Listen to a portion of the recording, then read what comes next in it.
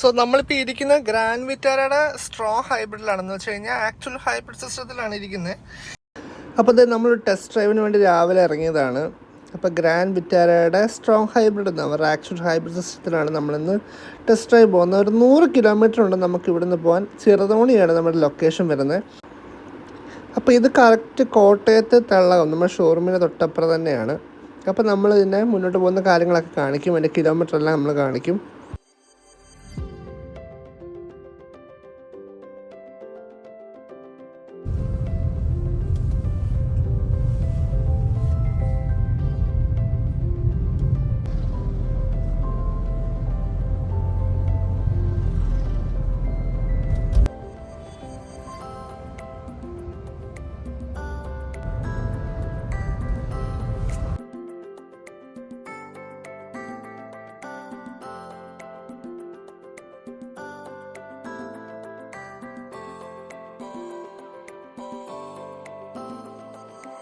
നമ്മളിപ്പോൾ കറക്റ്റ് പൊയ്ക്കൊണ്ടിരിക്കുകയാണ് ചെറുതോണിക്ക്. ഇപ്പം ഇതിൻ്റെ മൈലേജ് എന്ന് പറയുന്നത് ഏകദേശം 28 കിലോമീറ്ററാണ്. അപ്പം മുട്ടത്തിൻ്റെ ഇടയ്ക്ക് അത്യാവശ്യം നമ്മൾ ഒരു ഇച്ചിരി ഹിൽ സ്റ്റേഷനൊക്കെ ഉണ്ടാകും, ചെറിയൊരു കയറ്റമൊക്കെ ഉണ്ടാകും. അത് കഴിഞ്ഞിട്ടാണ് എങ്കിലും അത് ഹിൽ സ്റ്റേഷൻ കയറുമ്പോൾ 24 കിലോമീറ്റർ മൈലേജും നമ്മൾ നോർമൽ വഴി വരുമ്പോഴത്തേക്ക് 28ഉം കാണിക്കുന്നുണ്ട് അത്.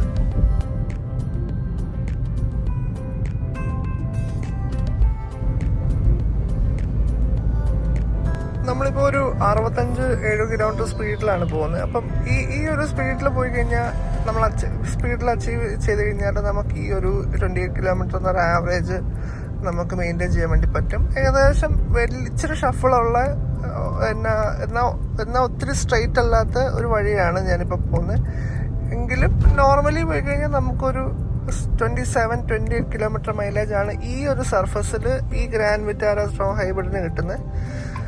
അപ്പം അതിന് നമ്മളൊരു 50 കിലോമീറ്റർ സ്പീഡിൽ നമ്മൾ പോകേണ്ട കാര്യമൊന്നുമില്ല. ഒരു 70 ആയാലും കുഴപ്പമില്ല. പക്ഷെ നമ്മൾ ത്രോട്ട് കൊടുക്കുന്നത് ആ രീതിക്ക് ത്രോട്ട് കൊടുക്കണം, അല്ലെന്നുണ്ടെങ്കിൽ ഈ സംഭവം താന്നു പോവും. അപ്പം ഒരു പെഡലിൽ ഒരു പരിധി വരെ മെയിൻറ്റെയിൻ ചെയ്ത് ഓടിക്കുകയാണെന്നുണ്ടെങ്കിൽ ഈ ഒരു 28 കിലോമീറ്റർ 27 കിലോമീറ്റർ ഒക്കെ അത്യാവശ്യം വണ്ടിക്ക് കിട്ടുന്നുണ്ട്. നമ്മളിപ്പോൾ പോകുന്നത് മൂലമറ്റം മറ്റേ നാടുകാണി റൂട്ടുണ്ടല്ലോ, ആ സെയിം റൂട്ടിൽ തന്നെയാണ് പോകുന്നത്. ഇപ്പോൾ ഏകദേശം ഒരു 26.2 26.3 കാണിക്കുന്നത്. പതുക്കെ റേഞ്ച് കുറഞ്ഞുകൊണ്ടിരിക്കുകയാണ്. എനിക്ക് തോന്നുന്നു ഒരു 24 വരെ വരും. അപ്പം കയറ്റത്തിലുള്ള ഒരവസ്ഥ എന്ന് പറയുന്നത് ആ കയറ്റത്തിൻ്റെ ഡെപ്ത് വെച്ചിട്ട് അതിൻ്റെ റേഞ്ച് കുറഞ്ഞുകൊണ്ടിരിക്കും. പിന്നെ നമ്മൾ കൊടുക്കുന്ന ആക്സിലറേറ്ററിനെ ഡിപ്പെൻഡ് ചെയ്തിരിക്കും അതിൻ്റെ റേഞ്ച് എന്ന് പറയുന്നത്. എങ്കിലും ഇപ്പോൾ അത് 26.1 ആയി. അപ്പോൾ അത് നമ്മുടെ ആക്സിലറേഷനെ കയറ്റത്തിൻ്റെ ഡെപ്തിനെ അനുസരിച്ചിരിക്കും അതിൻ്റെ കാര്യങ്ങൾ. ഇപ്പം നമ്മൾ അത്യാവശ്യം കയറ്റത്തിൽ കൂടെയാണ് പോകുന്ന വണ്ടി.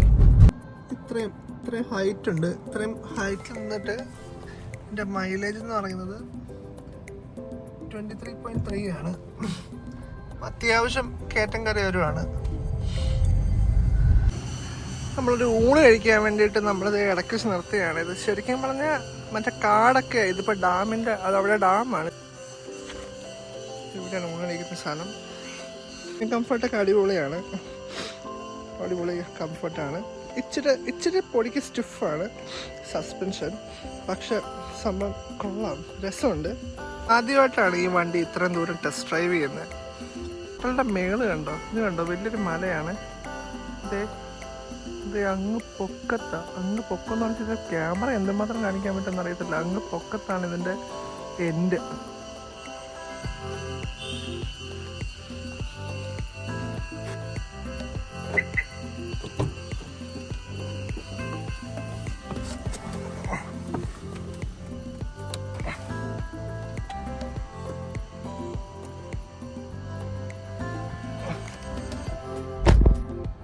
$20 കിലോമീറ്ററാണ്. ഇൻ്റർഫേസ് ഒക്കെ ആണ് കേട്ടോ നമ്മൾ വണ്ടി കയറുമ്പോഴത്തേക്കും. നമ്മളിപ്പോൾ പോകുന്നത് പക്ക കാട്ടിക്കൂടിയാട്ടോ പോകുന്നത്. കുളമാവ് ഡാം കഴിഞ്ഞിട്ട് മുന്നോട്ട് പോകുന്ന വഴിയാണ്. ശരിക്കും പക്ക കാടാണ്. അപ്പം ഇതെന്ന് വെച്ചാൽ കയറ്റവും ഇറക്കം തന്നെയാണ്. നമ്മുടെ വണ്ടിക്കുടെ മൈലേജ് കാണിക്കുന്ന ആവറേജ് 20.4 കിലോമീറ്റർ മൈലേജാണ് കാണിക്കുന്നത്. അപ്പം ഇതാണ് ഇതിൻ്റെ ഒരു നല്ല കുത്തനെ കയറ്റം കയറി ഇറങ്ങി വരുമ്പോഴത്തേക്കുള്ള സിറ്റുവേഷനാണ് കേട്ടോ ഇത്.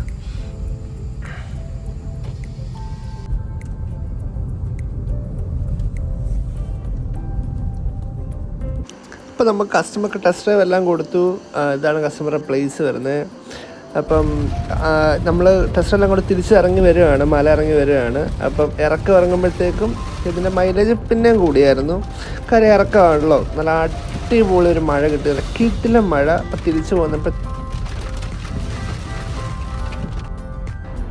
ഇപ്പോൾ ക്ലസ്റ്ററിൽ കാണിക്കുന്ന മൈലേജ് 38 കിലോമീറ്ററാണ്. കാര്യം ഇറങ്ങി വന്നതിൻ്റെ അത്രയും മൈലേജാണ് കാണിക്കുന്നത്. അപ്പോൾ കുറച്ചുകൂടെ കഴിയുമ്പോഴത്തേക്കും അത് നമ്മുടെ ഈ നോർമൽ റോഡിൽ കയറി കഴിയുമ്പോഴത്തേക്കും ആ റോഡിലുള്ള മൈലേജുമായിട്ട് അതിൻ്റെ ക്ലസ്റ്റർ കോമ്പാക്റ്റബിൾ ആവും. ഒരു 30 വരും. ഇപ്പോൾ ഏകദേശം ഒരു 30 കിലോമീറ്ററാണ് കാണിക്കുന്നത്. കാരണം ഇറങ്ങി ഇപ്പോൾ വന്ന സിറ്റുവേഷനാണ്. നമ്മളിപ്പം പാല കഴിഞ്ഞത് കോട്ടയത്തോട്ട് പോവുകയാണ്. ഇപ്പം 190 കിലോമീറ്ററൊക്കെ ആയപ്പോഴത്തേക്കാണ് റിസർവ് ആയത്. 32 കിലോമീറ്റർ മൈലേജാണ് നമുക്ക് കിട്ടുന്നത് ആവറേജ്.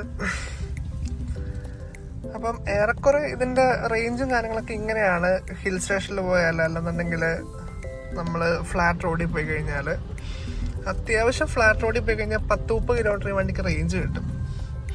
അതല്ല നമ്മൾ ചവിട്ടി പൊളിച്ച് പോയി കഴിഞ്ഞാൽ റേഞ്ച് കുറയുകയും ചെയ്യും.